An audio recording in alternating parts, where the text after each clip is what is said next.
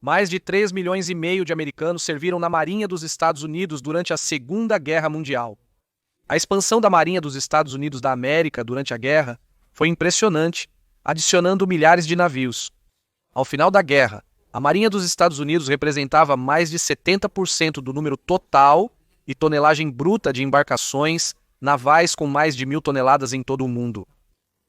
Tendemos a focar nos navios de guerra, mas esquecemos que milhões de marinheiros serviram em milhares de navios de suprimento, apoio e auxiliares da Marinha, arriscando suas vidas mesmo sem estar no combate na linha de frente. A explosão do navio de munições United States Ship Mount Hood, em novembro de 1944, mal reconhecida pela Marinha na época, foi ilustrativa desses riscos. É uma história que merece ser lembrada. O navio, que seria nomeado United States Ship Mount Hood, foi estabelecido em 28 de setembro de 1943 como SS Marco Polo. O navio, um tipo C-2 projetado pela Comissão Marítima dos Estados Unidos da América em 1937 e 1938, foi construído pela North Carolina Shipbuilding Company em Wilmington, Carolina do Norte. Os navios de carga possuíam 5 compartimentos e velocidade projetada de 15,5 nós. O navio foi construído sob contrato para a Comissão Marítima dos Estados Unidos da América, uma agência federal independente criada em 1936 para facilitar um programa de construção de navios mercantes. 172 navios do tipo C-2 foram construídos em estaleiros dos Estados Unidos da América entre 1938 e 1975. Renomeado Mount Hood em homenagem à montanha em Oregon em 10 de novembro, o navio com o número de casco 1358 da Comissão Marítima dos Estados Unidos da América foi lançado em 28 de novembro. Como muitos navios C-2, o Mount Hood foi incorporado à Marinha dos Estados Unidos da América por fretamento. Isso significava que a Marinha operaria o navio, mas a Comissão Marítima manteria o título de propriedade. A ideia era que, após a guerra, o navio retornaria para a Comissão Marítima e poderia ser vendido para interesses privados para facilitar o transporte mercantil. Muitos navios adquiridos pela Marinha em uma base de fretamento de empréstimo foram especificamente modificados para uso da Marinha. O Mount Hood foi um dos navios modificados, sendo o primeiro convertido em um navio de munição do tipo C-2S Jetta 1 no estaleiro naval de Norfolk, pela Norfolk Shipbuilding and Dry Dock Company. Navios de munição são embarcações especializadas em transportar munição para navios e aeronaves da Marinha. O United States Ship Mount Hood, após modificações, deslocava 13.910 toneladas, com 459 pés e 2 polegadas de comprimento, boca de 63 pés e calado de 28 pés e 3 polegadas. O navio tinha capacidade para 7.700 toneladas de peso morto e um complemento de 267 oficiais e homens. O United States Ship Mount Hood foi comissionado em 1º de julho de 1944. Após um breve cruzeiro para teste e equipamento, foi designado para o Pacífico. Foi carregado com munição na Virgínia, partiu em 21 de agosto, atravessou o Canal do Panamá 6 dias depois e chegou ao Porto Sadler, nas Ilhas do Almirantado, em 22 de setembro. O Porto Sadler está localizado na Ilha Manus, a maior ilha das Ilhas do Almirantado, um grupo de arquipélagos ao norte da Nova Guiné, no Oceano Pacífico Sul.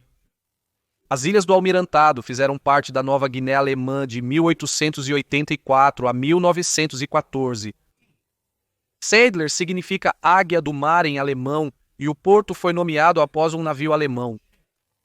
As Ilhas do Almirantado foram ocupadas pelos japoneses no início da guerra e libertadas após uma dura campanha liderada pelo general Douglas MacArthur na primavera.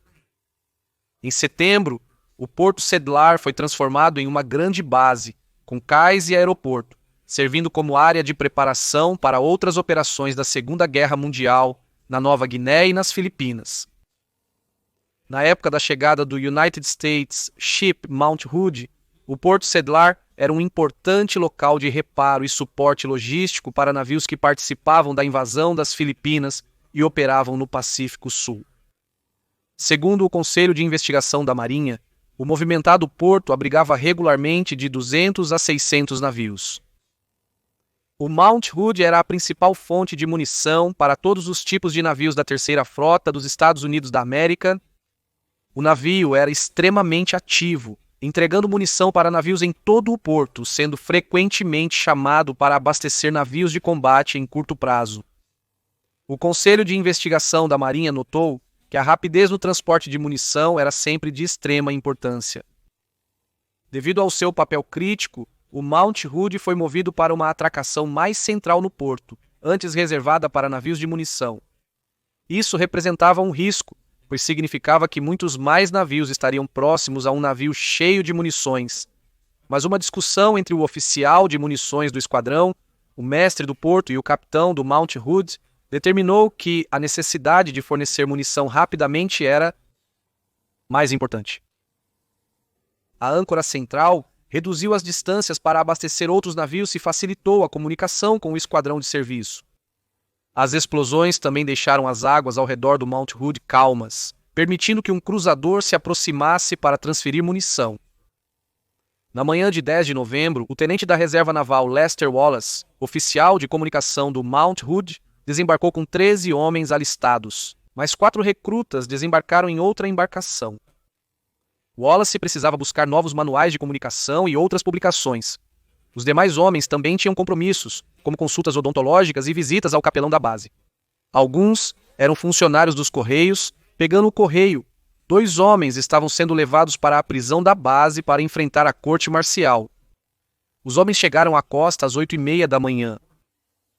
O Mount Hood já estava ocupado, com vários barcos pequenos ao lado transferindo munição. Na época, o Mount Hood tinha aproximadamente 3.800 toneladas de munição a bordo, incluindo bombas de 250, 500 e 1.000 libras, além de fusíveis, foguetes, pólvora sem fumaça e munições e projéteis de diversos tamanhos. O principal método de transferência de munição era com os pequenos barcos Landing Craft Mechanized, ou LCMs. Esses barcos de 50 pés, com topo aberto e calado raso, foram projetados para transportar veículos e suprimentos. Naquela manhã, havia pelo menos 9 LCMs e um pontão mais leve ao lado do Mount Hood, cada um carregando ou descarregando diversos tipos de munições. O navio estava ocupado e as escotilhas dos 5 compartimentos estavam abertas e em operação. O dia estava brilhante e ensolarado enquanto o tenente Wallace, de 29 anos, e os marinheiros do Mount Hood caminhavam pela praia até a base. Wallace disse que um dos marinheiros, com um olhar assustado, gritou "Olhe!" e apontou para o mar. Um clarão brilhante. 2 explosões rápidas. A investigação determinou que, por volta das 8h55 da manhã, uma explosão, com chamas e fumaça, ocorreu entre os navios próximos aos compartimentos 3 ou 4, subindo além da altura do mastro. Dentro de alguns segundos no máximo, concluiu o relatório, a maior parte da munição a bordo do United States Ship Mount Hood foi detonada. O United States Ship Argonne, navio almirante do comandante do Esquadrão de Serviço 10, com 448 pés, estava ancorado na doca 14, a 1.100 jardas de distância. O capitão do Argonne, comandante T.H. Scott, estava fora de sua cabine quando o Mount Hood explodiu. Eu estava fora da minha cabine falando com o oficial executivo. Após nos recuperarmos da explosão, olhamos para fora e vimos uma densa nuvem de fumaça preta cobrindo completamente a área próxima ao cais 380, onde o Mount Hood estava ancorado. Nada de relevante era possível enxergar. Após um segundo ou mais, pedaços de aço e estilhaços começaram a cair no navio e ao seu redor. Mesmo a 4.500 metros de distância, Wallace e os homens na costa foram derrubados pela explosão. Eles se levantaram e correram de volta para o barco. Wallace relatou que foram para o Mount Hood, mas só encontraram destroços. Voltamos e relatamos ao comandante da base o que vimos e o ajudamos a determinar o ocorrido. A comissão de revisão relatou uma terrível explosão, com fumaça obscurecendo o navio e a vizinhança em um raio de 500 metros. A fumaça alcançou cerca de 7.000 pés de altura. Ao emergir das águas minutos depois, só restavam pequenos destroços visíveis.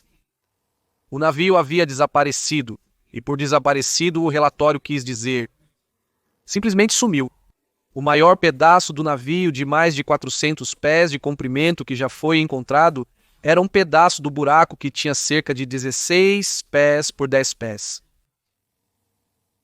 Os LCMs ao lado também foram desintegrados. Nenhum resquício humano foi achado. Oficialmente, 327 homens foram listados como desaparecidos, incluindo a tripulação do Mount Hood, de pequenas embarcações próximas e outros marinheiros jogados ao mar e nunca recuperados. Wallace e os 17 homens que estavam em terra durante a explosão, além de um homem ferido a bordo de outro navio, eram os únicos sobreviventes da tripulação do Mount Hood. A âncora do Mount Hood estava a cerca de 114 pés acima do fundo do oceano, mas a explosão foi tão poderosa que cavou uma cratera no leito marinho com 1.000 pés de comprimento, 200 pés de largura e 30 a 40 pés de profundidade. Homens a 2,5 milhas de distância foram derrubados e o navio choveu estilhaços e munições não explodidas nos navios ao redor, causando danos severos a todos até 2.000 pés de distância e danificando alguns a até 6.500 pés. Argone sofreu danos substanciais devido aos destroços caindo, incluindo 2 homens mortos. Scott notou que cerca de 221 peças de destroços, variando em tamanho de 1 a 150 libras, foram recuperadas a bordo, totalizando 1.300 libras. O holofote de 12 polegadas do navio foi destruído, 5 antenas transmissoras arrancadas e as linhas de vapor, água doce e salgada rompidas, além de danos extensos por concussão. O destroyer de escolta United States Ship Oberender, da classe John C. Butler, estava a 1.100 jardas do Mount Hood. Destroços em chamas caíram sobre o navio, matando um marinheiro na hora e jogando outro ao mar que nunca foi recuperado e listado entre os desaparecidos. 17 tripulantes do Oberender ficaram feridos. O navio estava tão danificado, sofrendo 2 grandes buracos no casco e muitos furos acima e abaixo da linha d'água, bem como danos à fiação, sistemas de tubulação e equipamentos de topo, que teve que ser rebocado para o dique seco e passar o resto do mês em reparos. 3 tripulantes morreram e 70 ficaram feridos, 25 gravemente a bordo do navio de carga de ataque United States Ship Helena.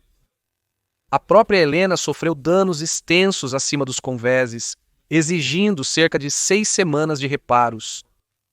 A história de um dos marinheiros de Helena ferido na explosão, William Knight, foi descrita em uma memória escrita mais tarde por seu filho. Estilhaços de aço branco e quente atingiram sua cabeça, derrubando-o da posição de artilheiro.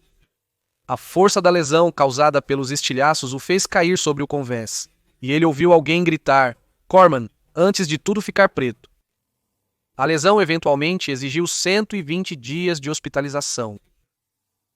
A grave lesão de William Knight foi um exemplo da natureza aleatória da morte e das lesões causadas pelos destroços que caíam. Foi um evento traumático na vida de um homem que, bem, viveu uma vida traumática.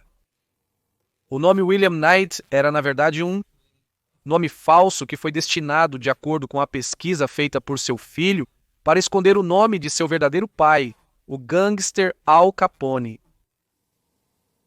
A aleatoriedade dos estilhaços também foi evidenciada no navio de guerra United States Ship Piedmont, mesmo estando a aproximadamente 3.500 metros de distância. Uma bomba de 250 libras atingiu o armário de filmes no convés, enquanto outra perfurou o alojamento da tripulação, atravessando uma camada de beliches.